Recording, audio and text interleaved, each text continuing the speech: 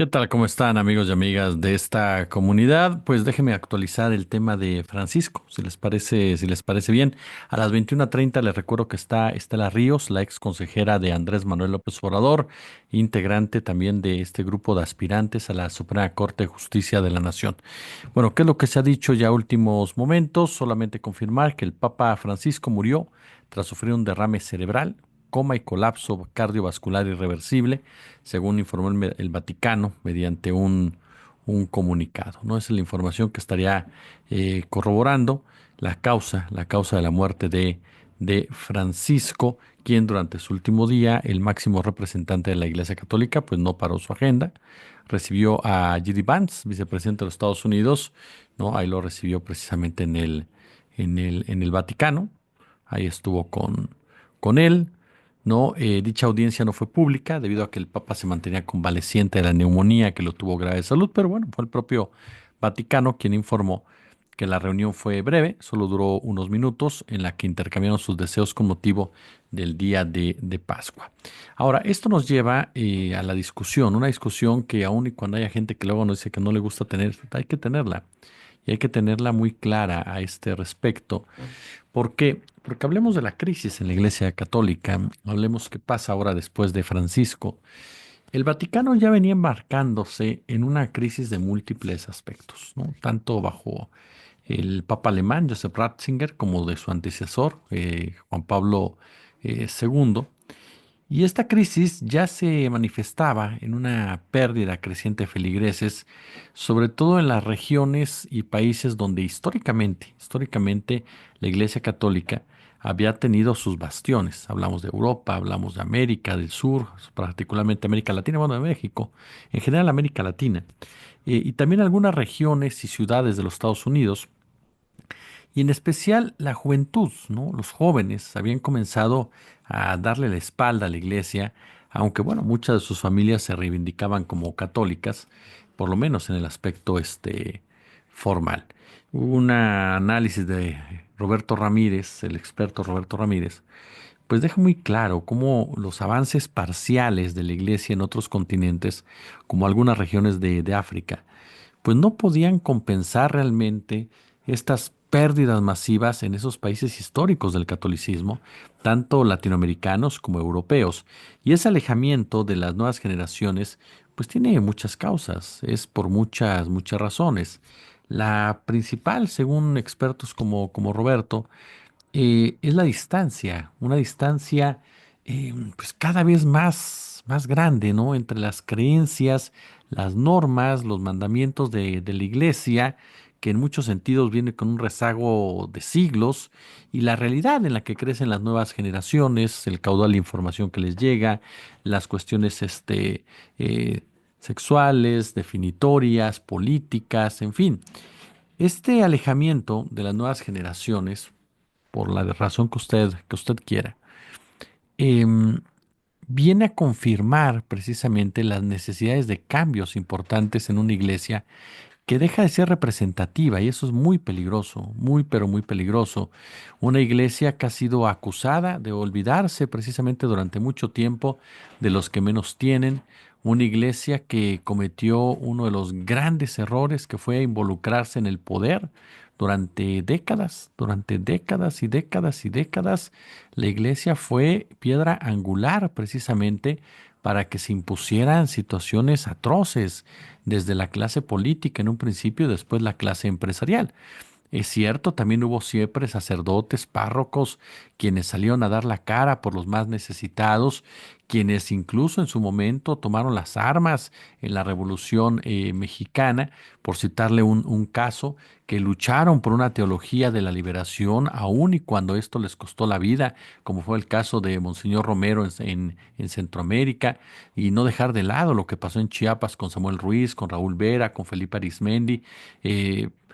Sacerdotes quienes alcanzaron ciertos niveles al interior de la Iglesia Católica y lucharon de manera fuerte para que las cosas cambiaran. Lamentablemente, te topabas con personajes como el caso de Norberto Rivera, ¿no? Un verdadero capo en toda la extensión de la palabra, quien se justificaba con la sotana para cometer todo tipo de tropelías, desde la privatización de la imagen de la Virgen de Guadalupe hasta la protección cínica de parte de sacerdotes pederastas, porque obviamente se ha hablado muchísimo, en el caso concreto de México, de Marcial Maciel. Sin embargo, no fue, tristemente, no fue el único, así de sencillo se lo digo, no fue el único, y dos, ¿no?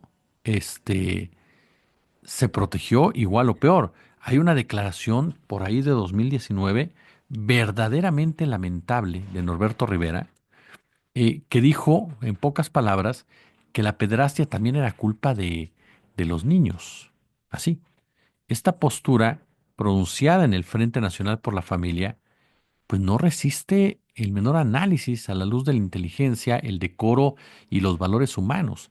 Decir que existen casos de pederastia en los que no toda la culpa recae sobre los sacerdotes, puesto que hay niños que desde pequeños mienten, por ejemplo, y tientan a sus mayores, pues únicamente nos demostraba el nivel de retorcimiento que había en la cabeza de este cardenal, ¿no?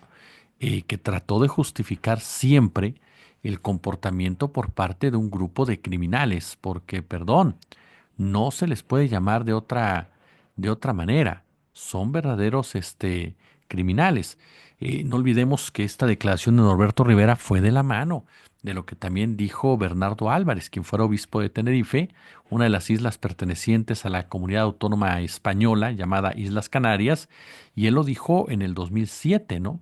Cuando aplicó la misma interpretación, perversa, que dice puede haber menores que si lo consientan, refiriéndose a los abusos, y de hecho dice los hay, ¿no?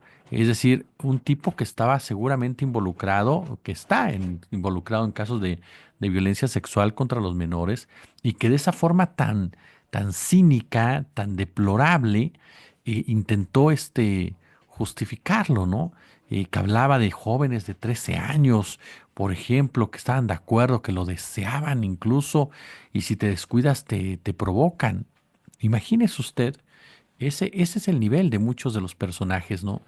Que están en la iglesia, incluso en algunos casos siguen ahí insertados, otros salieron, unos más murieron, pero por ejemplo está el caso de Nicolás Aguilar Rivera. Por eso le digo, Norberto Rivera no solamente cuidó a, mm, a Marcial Maciel, también a otros personajes, como el caso de Nicolás Aguilar, un sacerdote procesado en Tehuacán, Puebla, por abuso sexual de por lo menos 60 niños. 60 niños. Y Norberto Rivera lo había enviado a Estados Unidos, donde bajo el resguardo del cardenal Roger Mahony, ¿no? Que es otro de los grandes criminales en esta historia, prosiguió con su repugnante propensión sexual, ¿no? O sea, estamos literal ante un hecho este, que pinta de cuerpo entero a todo ese grupo de personajes que por supuesto tienen que ver en una crisis de credibilidad brutal de la Iglesia Católica en sus diferentes sedes, en sus diferentes países.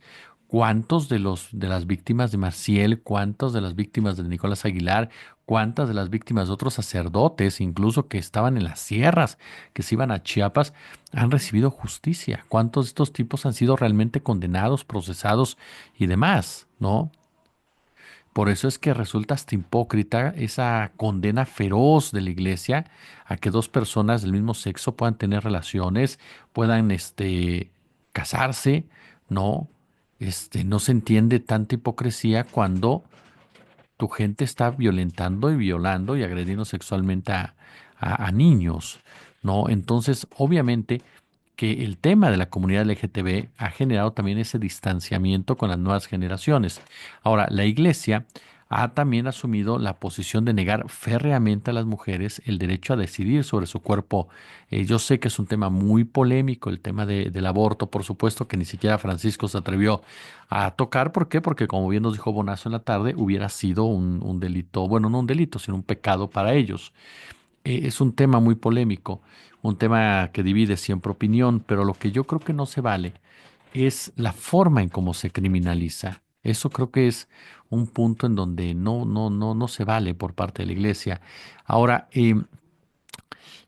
Le comentaba hace un momento, hay muchos motivos muy importantes para entender esta crisis de la Iglesia Católica que viene arrastrando desde hace mucho tiempo y que Francisco le puso cara, que Francisco intentó modificar y ahorita vamos a profundizar sobre eso. Pero primero quería centrarme en esta crisis de la iglesia y con todo el respeto a las personas que son católicas, yo no cuestiono su fe ni mucho menos, no que se tome por ahí, ni cuestiono la creencia en Dios, ni mucho menos. Digo, mi madre era una mujer sumamente católica. Yo lo que hago es criticar a la institución política, la institución económica, la institución que se involucra en todos estos aspectos para traer a favor diversas circunstancias, ¿no? Y ahorita estoy dejando de lado el tema de Francisco como tal, hablando de forma global, pero centrándome sobre todo en lo que fue Juan Pablo II y Ratzinger como los principales responsables de toda esta crisis que hemos estado eh, manejando. ¿Por qué? Porque fue antes, por supuesto, fue antes del arribo del Papa argentino, que comenzaron a destaparse en muchos países las atrocidades cometidas por todo un sector del clero en contra de jóvenes, en contra de niños, especialmente en los colegios y otras instituciones donde eran internos. Lo más grave e indignante de todo esto no son solo esos hechos, sino el celo con que desde arriba se intentó siempre ocultarlos, siempre silenciarlos.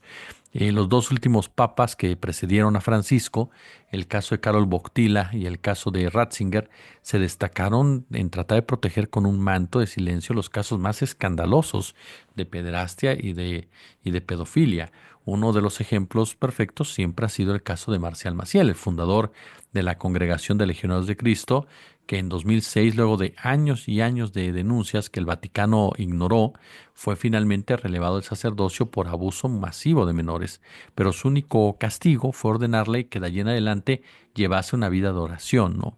Es decir, qué severidad para uno de los principales violadores seriales del planeta. ¿Y dónde estuvieron las autoridades que no actuaron en su contra en ese momento? Totalmente paralizadas por los intereses que se mueven en los legionarios de Cristo en materia empresarial. Así de claro, ¿no? El detalle más escandaloso de este caso fue la defensa incondicional que siempre, siempre hizo de Maciel Juan Pablo II, canonizado en 2014.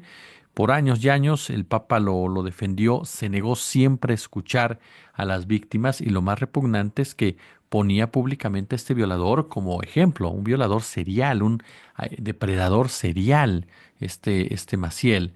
Y así como él, hay una larga, larga lista. Recuerdo que en Estados Unidos la investigación del fiscal del estado de Pensilvania informó de 1,000 casos de abusos sexuales cometidos por unos 300 curas. También en Estados Unidos sucedió el escándalo del cardenal Theodore McCarrick, uno de los cardenales yanquis más reconocidos mundialmente, y que fue destituido tras probarse la acusación de abuso de un niño de 16 años. Ni hablar en Argentina, en lo que pasaba en Mendoza, en La Plata. En Chile, el sacerdote Caradima también logró fama internacional como pedófilo serial, protegido de su obispo Juan Barros, y este pudo comprometerse en su defensa incluso al propio Papa Francisco que visitaba Chile, aunque el Papa logró zafarse dando un paso atrás de último momento, tanto él como la iglesia quedaron severamente salpicados de este caso en particular por la irresponsabilidad y colusión de este señor Juan Barros y del otro crítico y del otro delincuente Caradima. El Papa Francisco logró zafarse, pero en Francia el caso de Philippe Barbarin, arzobispo de León, que fue juzgado por encubrir al cura Bernard Pregnat, que abusó de 70 scouts, este, por ejemplo, ¿no? Lo hizo en compañía de André Fort, obispo emérito de Orleans, también enjuiciado por ocultar durante 15 años los actos de pedrastia y de pedofilia. En este caso también de Pierre de Castelet, cura de su diócesis. Bueno, el caso de Australia, por supuesto, el caso que se tiene que mencionar es de Alemania. Allí, entre las numerosas acusaciones de maltrato de menores que enfrenta la iglesia, se destaca el caso de los pequeños cantores de Ratisbona. ¿Quién dirigía ese famoso coro en los años en que se denuncian? Pues nada más ni nada menos que George Ratzinger, hermano del Papa emérito Benedicto XVI. Así de sencillo. Su hermano era el que comandaba ese coro. Entonces, ¿no? El maltrato que en muchos casos llega hasta el abuso sexual de los más débiles e indefensos no es una mera casualidad ni simple maldad individual, es parte de un sistema de sometimiento que viene de hace siglos y que ha conformado una institución tan peculiar como es la Iglesia Católica Apostólica Romana. Se combina con su estructura absolutamente vertical, con el celibato como norma, ¿no? Y una mezcla peligrosa que lleva a una deshumanización, que lleva a una hipocresía y que a final de cuentas te convierte también en parte de la protección por parte de autoridades, de esa impunidad, ¿no? En pocas palabras, la iglesia se conformó históricamente, sobre todo luego de su legalización en el año 325 por Constantino, con este verticalismo imperial que solo excepcionalmente dejó un juego relativamente libre a sus integrantes. Esa pirámide jerárquica que es la iglesia en muchas ocasiones no solo impuso a sangre y fuego sus opiniones e intereses a la sociedad y a las mismas bases, también con eso se estructuró un verticalismo que no deja lugar a desobediencias. Y es ahí en donde se topan estos sacerdotes honestos, buenos, francos, con toda esta problemática. Se padece el sometimiento doctrinario, al sometimiento sexual, por supuesto, y ahí es ahí en donde impera, ¿no? Este mandamiento ficticio de la abstinencia sexual, este mandamiento hacia las personas más jóvenes de una jerarquía que tienen que acatar y por lo tanto rendir como tales. Y eso es algo muy importante, muy, pero muy importante. Pero insisto, le di todo este contexto por lo siguiente, porque me llamó mucho la atención que había gente que me dijo, es que Francisco protegió a los pedrastas. En realidad no. En realidad todos estos escándalos no se originaron con Francisco. Francisco no respondió, no presentó monstruosidades como las de Maciel, sus legionarios. Todo eso nació, se cultivó en la ortodoxia más estricta, que fue la de Karol Wojtyla, perdón que lo diga así, pero el santo de los pederastas. Esa es la realidad de las cosas. Yo recuerdo que de repente Francisco, aquí ya entró con Francisco, se convirtió, ¿no? En una especie de rockstar, porque tú veías su cara en varias portadas, ¿no? Titulares audaces, imágenes coloridas, un producto con licencia, por ejemplo, el semanario italiano El Mio Papa, propiedad de Silvio Berlusconi, titulaba precisamente una nota relacionada con Francisco que mostraba su popularidad. Sin embargo, ya para 2015, él mismo lo reconocía. Este clímax que se había vivido con su llegada, pues había comenzado a menguar, ¿no? Incluso había muchos periodistas todavía que lo ensalzaban, que lo destacaban. ¿Por qué? Porque el argentino es diferente a sus predecesores, porque estaba haciendo cosas diferentes, celebraban y no exageraban. Francisco sorprendió a amigos y enemigos e inscribió la reforma de su iglesia en su bandera, mostró otros caminos, a veces con palabras, a veces con hechos, sensacionales. Y no obstante, por supuesto, en los balances comenzaron a mezclarse también las críticas, ¿no? Sobre todo provenientes de su propia gente, de la derecha, de los conservadores, porque uno pensaría que la derecha y los conservadores son durante décadas fueron los principales respaldos del Papa. Bueno, en este caso no, y ahí es un punto que me parece que no podemos dejar de lado cuando se analiza el tema de Francisco. Es cierto que quiso hacer muchas cosas y no pudo hacer otras, esa es la realidad, ¿no? Pero ahí te topas con ese boicot por parte de la derecha, en donde no escatimaron en ningún sentido comentarios polémicos, irritantes, agresivos en contra del Papa, al que consideraban que generaba un mar de emociones, ¿no? Ante los católicos. Más de 1.200 millones de católicos en el mundo decían se estaba en una especie de desconcierto, sobre todo, por ejemplo, cuando el pontífice criticó duramente a la curia y a sus líderes en un discurso interno en Navidad, fustigó no menos de 15 enfermedades curiales, incluidas la vanidad, la codicia por el poder, el dinero y lo que nombró como el Alzheimer espiritual. A los eclesiásticos, criticados, no les hizo, por supuesto, la menor gracia. Muchos se convirtieron entonces en críticos de Francisco, ¿no? Y eso fue algo que duró durante todo este tiempo, su papado. Y muchos comenzaron con esperanza con el papa jesuita, que quería una iglesia mucho más cercana a la gente, una iglesia para los pobres, una iglesia que no gira alrededor de sí misma. Y este discurso emocionó al mundo. Francisco insufló sus corazones. El Papa visitó a los refugiados en Lampedusa, mantuvo conversaciones en Medio Oriente, en Turquía, en Asia, apeló en el Parlamento Europeo al espíritu europeo, recordó la historia cristiana, con gestos fuertes suscitó esperanza de equidad, de justicia, de paz. La lucha por las reformas eclesiásticas se intensificó y al menos en este punto continuó el camino de sus ideas de cambio. No, Francisco reorganizó los asuntos económicos del Vaticano con la ayuda de una Secretaría de Economía, de un ministro de Finanzas, creó un Consejo de Cardenales Internacional como órgano asesor papal, alimentó la esperanza de fortalecer las conferencias nacionales de obispos de su diócesis en todo el mundo.